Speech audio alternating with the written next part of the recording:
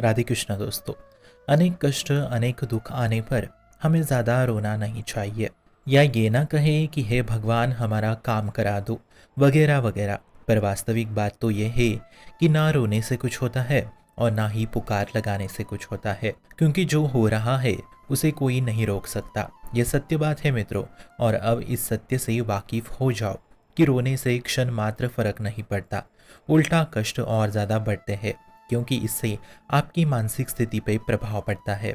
अब सारे पुराणों को खंगाल के देखने के बाद यह बात सामने आई कि दुख में जितना रोते हो उतनी देर कृष्ण कृष्ण राधा राधा नाम रटोगे तो दुख कम हो सकता है। दुख में ना रोए, ना उन्हें पुकार लगाए, ना उन्हें कोसे कि हे ठाकुर जी इतनी पूजा की फिर भी मैं ही क्यों। इन सब के बजाय आप शांति से राधा राधा राधा निरंतर रटते रहे। इस तरीके से अगर आप अपने दुख में कार्यरत होते हो तो निश्चित ही आप विजय प्राप्त करते हो। पक्का समझो, कभी भी रोना नहीं पड़ेगा जिंदगी में कि हे नाथ मुझे बचा लो, हे नाथ मुझे बचा लो। ये तब बोला जाता है जब भजन छूट जाता है। और अगर भजन नाम जब चल रहा है तो कभी भी ये ना कहे कि हे नाथ मुझे बचा लो। मित्रों, बहुत ही सत्य बात कह रहे हैं हम आपको। ना किसी को कोसने से दुख मिटेगा, ना रोने से मिटेगा। इससे अच्छा शांति से उस वक्त में राधा राधा नाम का जप कर लो।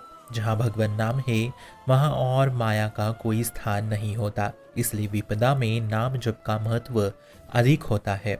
जो मुरलीधर के श्री चरणों का आश्रय लेता है, संपूर्ण साम्राज्य लक्ष्मी उसके चरणों को चूमती है। इसलिए वैभव के लिए भक्तों को कभी रोना नहीं चाहिए, उसके लिए नाम जप है। बिल्कुल अंतिम बात समझ लीजिए कि जब तक आपके भजन में निरंतरता नहीं आएगी तब तक विक्षेप पड़ता रहेगा, और विक्षेप के कारण दुख झेलना पड़ेगा और दुख के कारण रोना पड़ेगा। इसलिए शुरुआत से ही आपको पूरा बल लगाना है निरंतर भजन के लिए, फिर ना कोई दुख आएगा ना रोना पड़ेगा। इसलिए भजन में अभी से लगे ताकि कोई दुख ना आए, और अगर दुख आए तो नाम जप में लगिए, रोए नहीं। भक्तों को कोई परास्त नहीं कर सकता मित्रों।